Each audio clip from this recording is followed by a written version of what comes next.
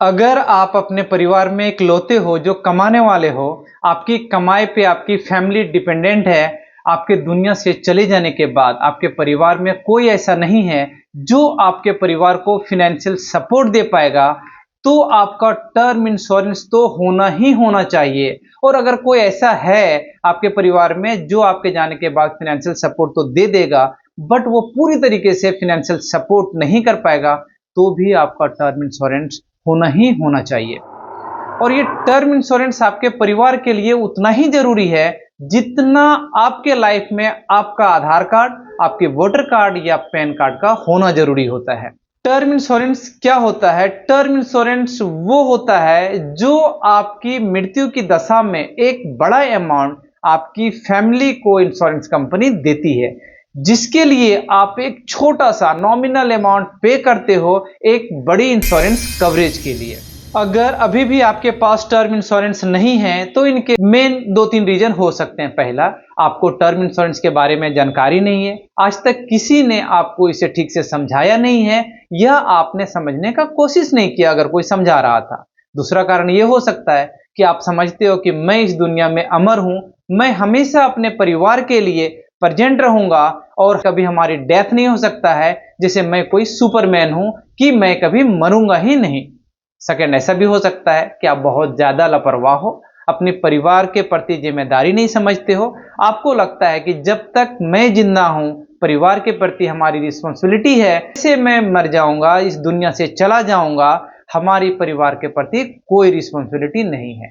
अगर आप इस 2 कैटेगरी में आते हो, या तो अपने आप को सुपरमैन समझते हो कि कभी मरोगे नहीं, आप अमर हो, या लगता है कि जब तक मैं जिंदा हूं तब तक हमारे परिवार की रिस्पॉन्सिबिलिटी है, हमारे मरने के बाद हमारे परिवार के प्रति कोई रिस्पॉन्सिबिलिटी नहीं है, तो सच में ये वीडियो आपके लिए नहीं है, आप गलत जगह देख रहे हैं, तो आपको इस वीडियो से क्विट कर जाना चाहिए। अगर आप तीसरे पॉइंट वाले हैं और आपको लगता है कि हमारे रहते और हमारे जाने के बाद भी हमारे फैमिली के प्रति हमारी रिस्पॉन्सिबिलिटी है, तो वीडियो को अंत तक जरूर देखना। देखो, अगर आप सलामत हो, आप स्वस्थ हो, आप सही हो, तो आप अपने सारे सपने पूरे कर सकते हो। अपनी घर, गाड़ी, बच्चे की एजुकेशन, बच्चे की शादी, अपना रिटायरमेंट प्लानिंग, सारी चीजों कर सकते हो, सारी चीजों को फुलफिल कर सकते हो। अगर आप इस दुनिया में नहीं हो तो कौन काम आएगा? आपके परिवार को तो काम आएगा आपका ये टर्म इंश्योरेंस, जो सबसे ज्यादा जरूरत होगा आपके परिवार को आपके जाने के बाद। लेकिन टर्म इंश्योरेंस एजेंट इसे बेचना ही नहीं चाहता, वो चाहता ही नहीं है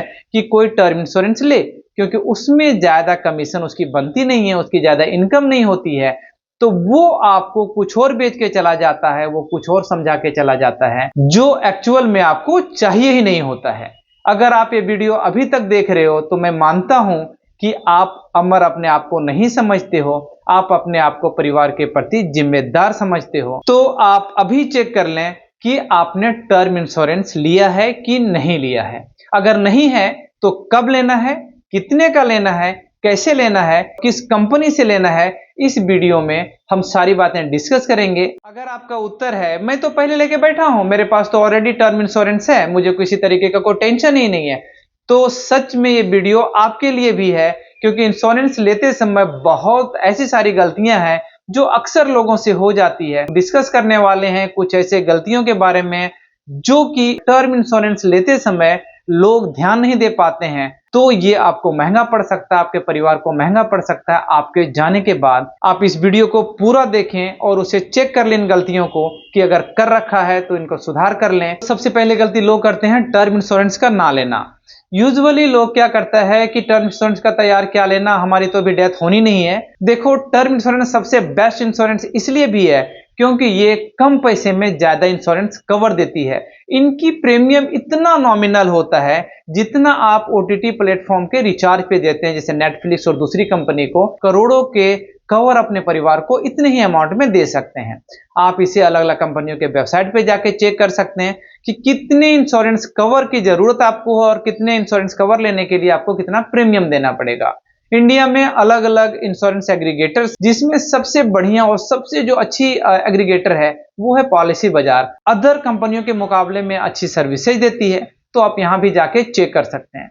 अगर मैं पॉलिसी बाजार के वेबसाइट पे जाता हूं और यहां पे अपनी एज 25 ईयर डालता हूं, तो 25 साल के उम्र के लिए लगभग 900 रुपीज पर मंथ हमें देना पड़ता है अपने परिवार को 1 करोड़ के इंश्योरेंस कवरेज के लिए। यानी 900 रुपया खर्चा करने के बाद 1 करोड़ की फैमिली प्रोटेक्शन हम ले सकते हैं अपनी डेथ की स्थिति में। फिर भी ज्यादातर लोग टर्म इंश्योरेंस क्यों नहीं लेते हैं? क्योंकि ये होता है गाड़ी के इंश्योरेंस की तरह। गाड़ी की इंश्योरेंस करा लिया, मिलेगा कब? जब गाड़ी ठुकेगी, जब कहीं गाड़ी का एक्सीडेंट हो जाता है। अगर गाड़ी नहीं ठुकी तो, और वो आपको नहीं मिलता है।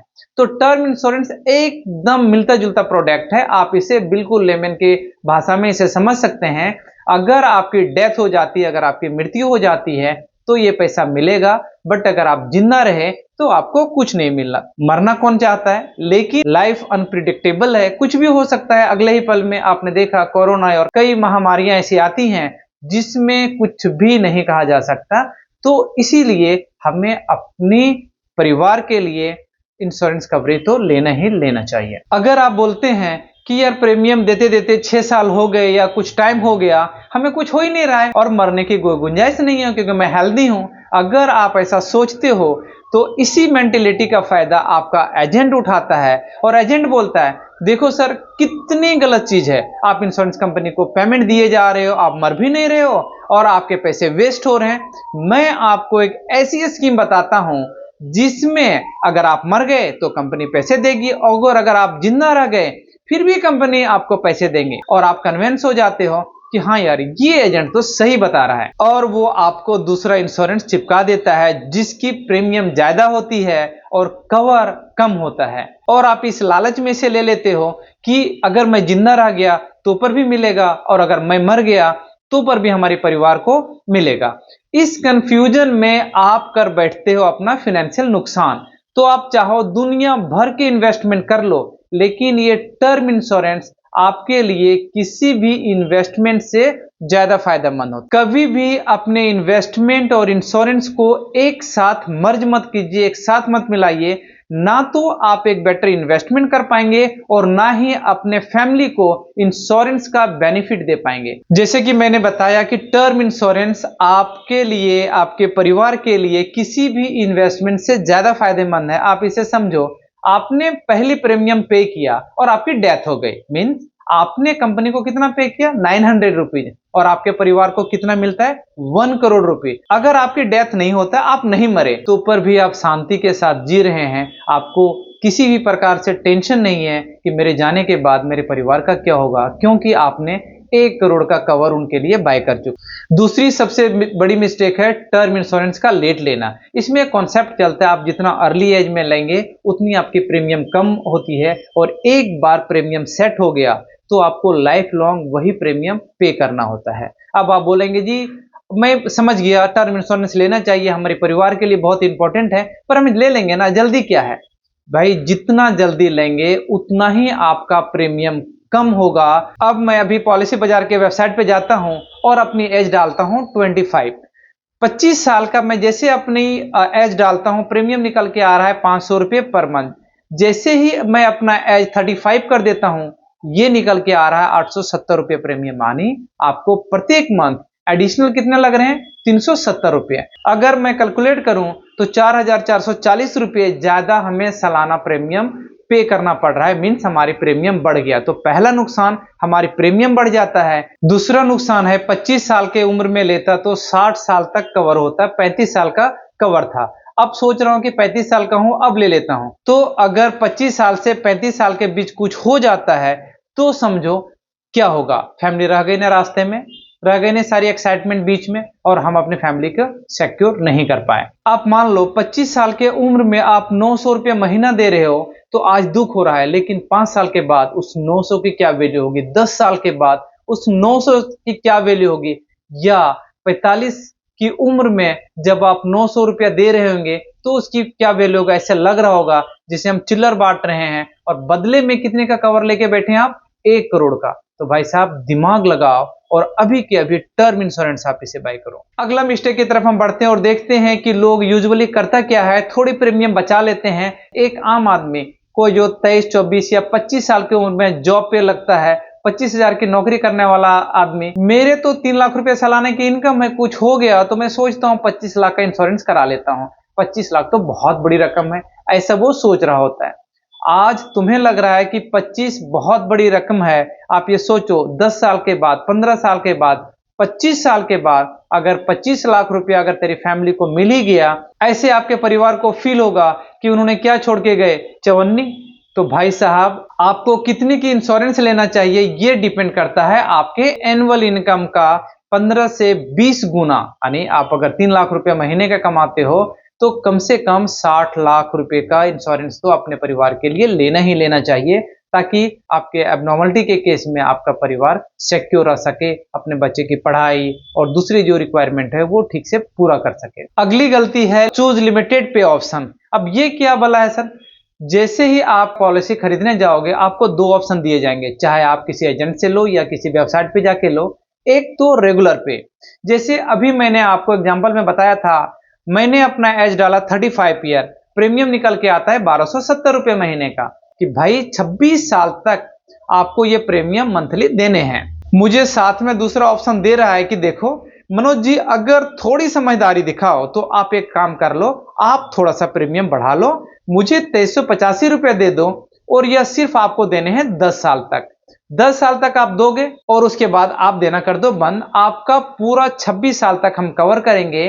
पैसे सिर्फ आपको 10 साल तक देने हैं, हाँ थोड़े से ज्यादा देने हैं शुरुआत में, लेकिन अगर ओवरऑल बात की जाए तो आपको 1,09,000 बच जाएंगे। कैलकुलेट करके अगर आप देखेंगे तो 1,09,000 आपके बच रहे हैं। तो कई लोग सोचते हैं कि यार इधर ही ले लेते हैं, पैसे बच रहे हैं तो आदमी को चाहिए क्या, बचत। मैं कह रहा हूं सर, नहीं लेना ऐसी, यही मिस्टेक है। अब आप बोलोगे मनोज जी इसमें क्या मिस्टेक है, क्या बात कर रहे हो? मैं तो कह रहा हूं कि अभी देने से 1270 रुपए और ये मांग रहे हैं 2385 रुपए, प्रत्येक महीने हमें जो देने पड़ रहे हैं 1100 एक्स्ट्रा। अगर मैं इसे इन्वेस्ट करता हूं कहीं बाहर और 12% रिटर्न आता है, अगर आप इसे कैलकुलेट करोगे तो मुझे लास्ट में मिलेंगे 2,55,000 रुपए। यहां बच रहे थे 1,09,000 रुपए और कैलकुलेशन करने के बाद देखते हैं 2,55,000, तो 1.5 लाख रुपया तो ज्यादा आ रहा है। कहने का मतलब यह है, कभी भी आपको कोई व्यक्ति कहे कि मुझे पैसे अभी दे दो बाद में देख लेंगे, ऐसा बिल्कुल नहीं करना है। किसी ने कभी बाद में नहीं देखा है। इन्वेस्टमेंट अगर करना है तो आपको करने के लिए बहुत सारी जगह है, म्यूचुअल फंड, एसआईपी कहीं भी लगा लो, बट ऐसे जगह कभी नहीं देना चाहिए जहां पे आपको फाइनेंशियल लॉस होते हैं। इनको ज्यादा देने का मतलब है कि आप अपना 1 करोड़ का कवर लेने के लिए 1,300 रुपया जो दे के ले सकते थे, उसके लिए आप 2,500 रुपये पे कर रहे हो। अगला मिस्टेक लोग करते हैं कि हम कितने दिनों के लिए अपनी टर्म इंश्योरेंस लें। जैसे टर्म का मतलब ये है कि सर्टेन पीरियड के लिए आपका इंश्योरेंस होना, कि सर्टेन पीरियड में अगर आपकी डेथ होती है तो इस इंश्योरेंस का आपको क्लेम मिलता है।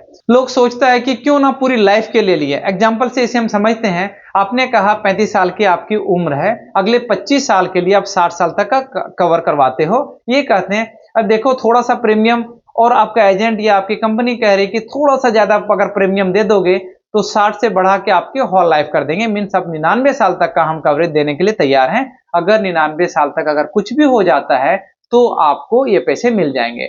अब आप सोचते हो साहब 35 से लेके 25, अगर हमने 35 का, मैं अभी हूं 25 साल प्रीमियम दिया, लेकिन अगर हमारी डेथ 61-62 में हो गई तो क्या, तो हमने प्रीमियम 60 तक पे की और हमें कुछ मिला भी नहीं और हमारी डेथ भी हो गई। तो लोग सोचते हैं कि यार 99 साल तक का ही कर लेना, इस चक्कर में आपका प्रीमियम बढ़ जाता है। और मैं बोलता हूं जरूरत ही क्या है। टर्म इंश्योरेंस का सीधा सा गेम है, सीधा सा मतलब है कि आप पे जो डिपेंडेंट हैं, जो आपके पीछे हैं, उसको सिक्योर करना। कितने सालों तक का टर्म इंश्योरेंस लेना चाहिए? अगर आपको लगता है कि मेरे बच्चे 60 साल तक सेटल हो जाएंगे, अगर हमारी उम्र अभी 25 है, या जब तक हम 60 अचीव करेंगे हमारे बच्चे की उम्र 25 साल 30 साल हो जाएंगे, वो सेटल हो जाएंगे, वो अर्निंग पोजीशन में आ जाएंगे, तो उनके बाद आपके प्रीमियम देने की कोई लॉजिक नहीं बनता है। तो आपको उतना ही साल तक का हमेशा टर्म इंश्योरेंस लेना चाहिए जब तक लगता है कि हमारी फैमिली हमारे ऊपर डिपेंडेंट है, हमारे बच्चे का एजुकेशन पूरा नहीं हो पाएगा, तब तक आप उसे सिक्योर कीजिए। अगली गलती लोग करते हैं राइडर को चूज करने में। आप ये सोचेंगे कि ये टर्म इंश्योरेंस में राइडर क्या, अलग अलग कंपनी अलग अलग तरीके का स्कीम देते हैं। राइडर का मतलब होता है कुछ एडिशनल बेनिफिट।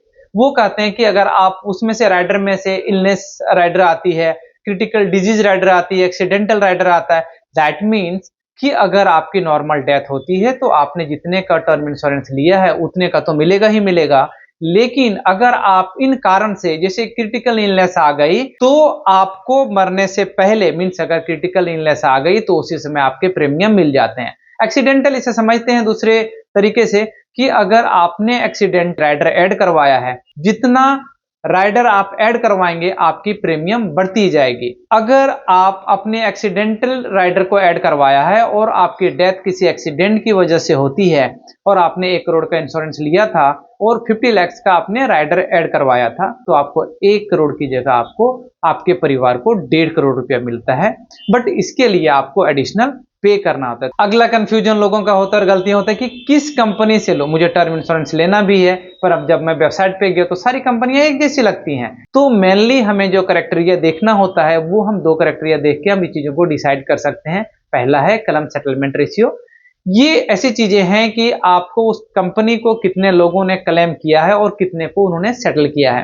अब वहां पे आप देखते हैं 99, 99.9, 99.6, तो आप बोलोगे यार ये तो मजा आ गया ये कंपनी, लेकिन ये डेटा कई बार मिसलीडिंग होती है। 1 लाख लोगों ने क्लेम किया कंपनी को, 99 लाख लोगों का सेटल कर दिया, पर कंपनी ने क्या किया, मिसलीड करने के लिए डेटा को 1000 ऐसे पॉलिसी को रोका जिनके अमाउंट मोटे मोटे थे, जिनके अमाउंट बड़े थे। तो हमें ये मिसलीडिंग डेटा के अलावा हमें ये भी देखना चाहिए क्लेम सेटलमेंट वैल्यू रेशियो, या उसको कहते हैं claim settlement by value ratio. इसे देखने से हमें ये पता चल गया कि अमाउंट वाइज ये बताएगा कि कितने अमाउंट का क्लेम आया था और कितने अमाउंट को सेटल किया। इससे पिक्चर क्लियर होती है। दूसरा, कंपनी को चूज करने से पहले हमें ये भी देखना चाहिए उसकी ब्रांड वैल्यू। ब्रांड वैल्यू कि उसकी ब्रांड वैल्यू कितनी है। ऐसा नहीं कि कोई नई कंपनी आई हुई है और अभी सेटलमेंट दे रही है, फ्यूचर में पता नहीं वो रहेगी नहीं रहेगी क्या होगा, तो हमें ब्रांड वैल्यू पे भी फोकस करना चाहिए। एक और गलती की तरफ हम आगे बढ़ते हैं, वो है क्लेम पेमेंट ऑप्शन को चूज करना। जब आप टर्म इंश्योरेंस लेते हो तो टर्म इंश्योरेंस लेते समय ही आपको पूछा जाता है कि भाई साहब क्लेम तो आपके परिवार करेंगे और उनको मिल जाएगा, पर हम ये क्लेम कैसे देंगे उनको। तो यूजुअली वो 3 ऑप्शन देते हैं। पहला ऑप्शन होता है कि 1 करोड़ हम उसे इकट्ठा दे देंगे। दूसरा ऑप्शन होता है कि 1 करोड़ इकट्ठा ना देके हम एक फिक्स अमाउंट उन्हें दे देंगे और बाकी छोटी छोटी इंस्टॉलमेंट में मंथली पे आउट करेंगे। तीसरा ऑप्शन होता है कि 50 लाख हम उसे टुकड़े टुकड़े में दे दें। सबसे बढ़िया ऑप्शन होता है कि एक बार में सारा क्लेम को ले लेना, ताकि उसे कुछ वो बिजनेस स्टार्ट कर सकते हैं परिवार वाले, या किसी भी तरीके से उसे इन्वेस्ट करके अपनी सारी रिस्पॉन्सिबिलिटी से बरी हो सकता है, बाहर आ सकता है।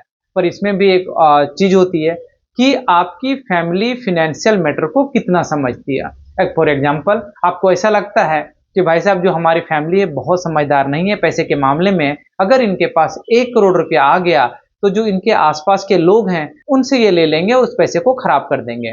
तो आपको चूज करना चाहिए मंथली वाले ऑप्शन। लेकिन आपको लगता है कि नहीं, एक सर्टेन अमाउंट हमारी फैमिली के पास आ जाए जिससे कि इमीडिएट जो हमारी लायबिलिटीज है वो पे ऑफ कर दें, और एक सर्टेन अमाउंट मंथली अमाउंट आता रहे जिससे कि उनकी जो एक रेकरिंग रिस्पॉन्सिबिलिटी है, जैसे बच्चों की पढ़ाई या दूसरी लाइफ स्टाइल वाली चीजें, वो मेंटेन करता रहे, तो आपको दूसरा ऑप्शन चूज करना चाहिए। लेकिन ओवरऑल जो सबसे बेस्ट ऑप्शन होता है वो होता है वन टाइम में पेमेंट लेना। अगला और सबसे बड़ी प्रॉब्लम ये होता है कि पर्सन ने अपनी टर्म इंश्योरेंस करा भी लिया, टर्म इंश्योरेंस ले लिया, उसकी प्रीमियम भी पे कर रहा है, लेकिन उस पॉलिसी की कॉपी संभाल के नहीं रखा। ये बड़ा कॉमन मिस्टेक है। जो प्रीमियम दे रखा उसका प्रूफ संभाल के नहीं रखा, और सबसे इंपॉर्टेंट बात कि अपनी फैमिली से डिस्कस ही नहीं किया, उन्हें बताया नहीं कि मैं पॉलिसी लेके बैठा हूं। उसने सोचा एक दिन मैं सरप्राइज दूंगा, पर लाइफ उसे सरप्राइज दे गई, वो इस दुनिया से चला गया, निकल गया, और उसकी फैमिली बीच रास्ते में रह गए। उसे पता ही नहीं है कि हमारे पास कोई टर्म इंश्योरेंस है। जैसे ही आप टर्म इंश्योरेंस लेते हैं, अपनी फैमिली के साथ बैठिए, उसको बैठाइए और उनको समझाइए कि हमारी मृत्यु पे 1 करोड़ रुपया आपको मिलेगा, और ये ओरिजिनल कॉपी यहाँ पड़ी है, जो मैं पे कर रहा हूँ इस अलमारी में उसकी फाइल पड़ी हुई है, ये कंपनी है और आप इसे यहाँ जाके क्लेम कर लेना। ऐसे कई पॉलिसियां अनक्लेम पड़ी हुई हैं, लोगों की डेथ हो गई, उसके घर वालों को पता ही नहीं है। कंपनी क्लेम देने को बैठी है, वो तैयार है, बट उसे किसी ने क्लेम लेने को ही नहीं लाया। तो सबसे पहले जैसे आप पॉलिसी लेते हैं, अपने परिवार के साथ डिस्कस कीजिए, उसे बताइए कि ओरिजिनल पेपर यहाँ पे हैं। अगर आप इंश्योरेंस पॉलिसी नहीं लिए हैं तो उनके बेनिफिट तो आपको समझ आ चुका होगा, आप इंश्योरेंस पॉलिसी आपको लेना चाहिए। और अगर ले चुके हैं तो आपको चेक करना चाहिए कि क्या कोई ये गलतियों में से हमने भी कुछ किया है। अगर किए हैं तो आप इसे इमीडिएट सुधार लीजिए। ऐसा ना हो कि आप प्रीमियम पे कर रहे हो, आप पूरी तरीके से सेटिस्फाइड है कि हमारे जाने के बाद हमारी फैमिली को ये प्रीमियम तो मिलेगा ही मिलेगा, पर आपके जाने के बाद आपकी फैमिली परेशानी में न आ जाए और आपकी एक गलती के कारण उनको क्लेम ना मिले। ये वीडियो आपको कैसा लगा कमेंट में जरूर बताएं। चैनल को अभी तक सब्सक्राइब नहीं किया है तो चैनल को सब्सक्राइब जरूर कर लें। मिलते हैं अगले वीडियो में। जय हिंद।